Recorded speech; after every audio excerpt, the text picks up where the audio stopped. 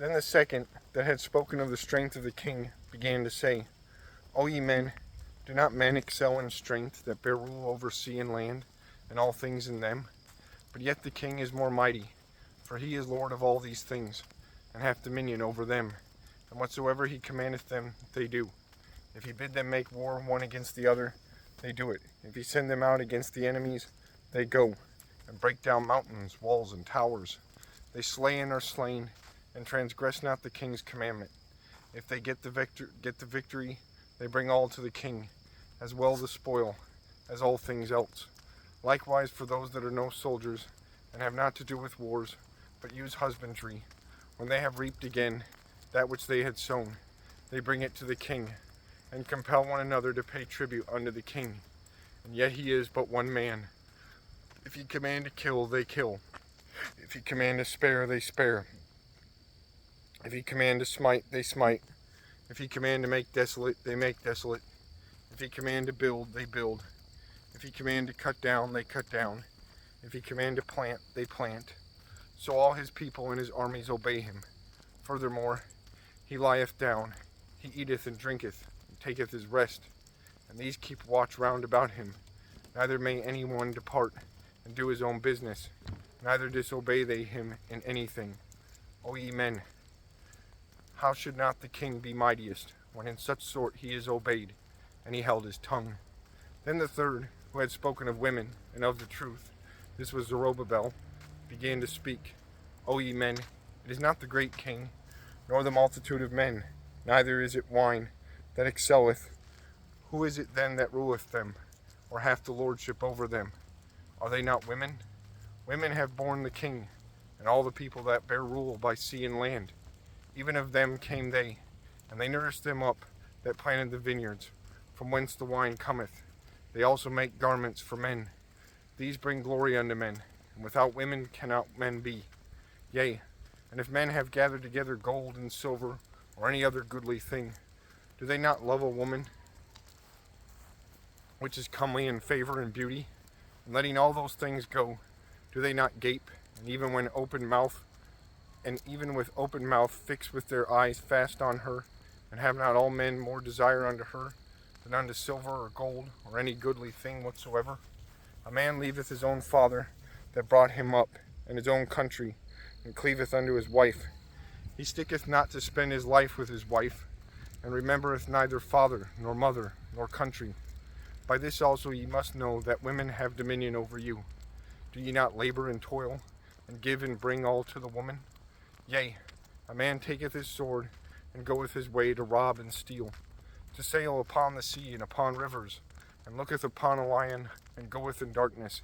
And when he hath stolen, spoiled, and robbed, he bringeth it to his love. Wherefore a man loveth his wife better than father or mother. Yea, many there be that have run out of their wits for women, and become servants for their sakes. Many also have perished, have erred, and sinned for women. And now do ye not believe me? Is not the king great in his power? Do not all regions fear to touch him?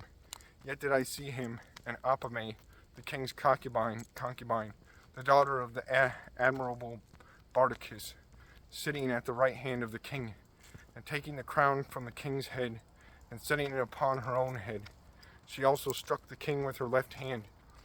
And yet for all this the king gaped and gazed upon her with open mouth. If she laughed upon him, he laughed also. But if she took any displeasure at him, the king was fain to flatter, that she might be reconciled to him again. O ye men, how can it be but women should be strong, seeing they do thus?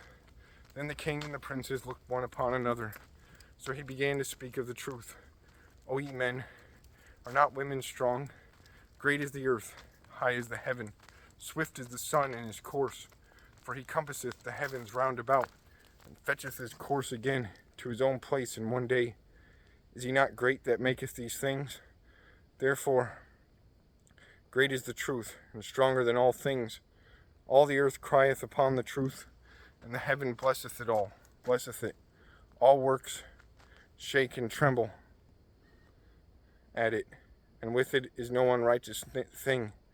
Wine is wicked, the king is wicked, women are wicked, all the children of men are wicked, and such are all their wicked works.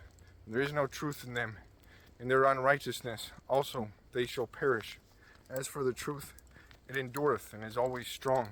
It liveth and conquereth forevermore. With her there is no accepting of persons or rewards, but she doeth the things that are just, and refraineth from all unjust and wicked things. And all men do well like of her works. Neither in her judgment is any unrighteousness. And she is the strength, kingdom, power, and majesty of all ages.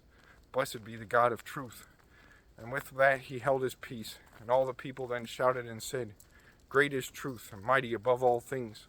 Then said the king unto him, Ask what thou wilt more than is appointed in the writing, and we will give it thee, because thou art found wisest, and thou shalt sit next me, and shall be called my cousin.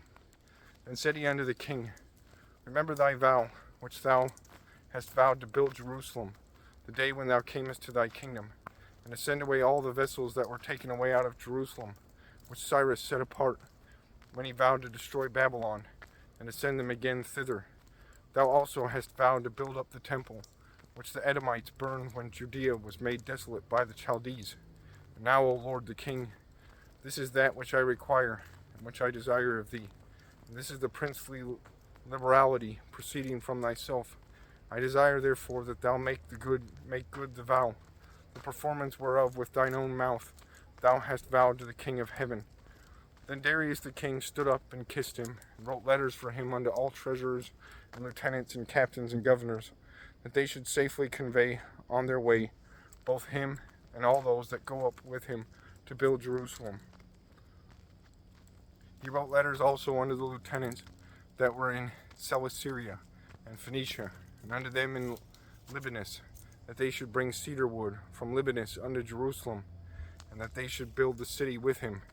Moreover, he wrote for all the Jews that went out of his realm up under Jewry, concerning their freedom, that no officer, no ruler, no lieutenant, nor treasurer should forcibly enter into their doors, and that all the country which they hold should be free without tribute, and that the Edomites should give over the villages of the Jews which then they held, yea, that there should be yearly given 20 talents to the building of the temple, until the time that it were built, and other 10 talents yearly to maintain the burnt offerings upon the altar every day, as they had a commandment to offer 17.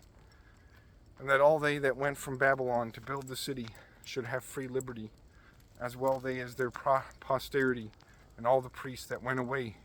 He wrote also concerning the charges and the priests' vestments wherein they minister, and likewise for the charges of the Levites, to be given them until the day of the house were finished, and Jerusalem builded up. And he commanded to give to all that kept the city pensions and wages. He sent away on also the vessels from Babylon that Cyrus had set apart, and all that Cyrus had given in commandment, the same charged he also to be done, and sent unto Jerusalem. And when this young man was gone forth, he lifted up his face to heaven toward Jerusalem, and praised the King of heaven, and said, From thee cometh victory, from thee cometh wisdom, and thine is the glory, and I am thy servant. Blessed art thou, who hast given me wisdom, for to thee I give thanks, O Lord of our fathers. And so he took the letters and went out, and came unto Babylon, and told it all his brethren, and they praised the God of their fathers, because he had given them freedom and liberty to go up and to build Jerusalem, and the temple which is called by his name. And they feasted with instruments of music and gladness 7 days.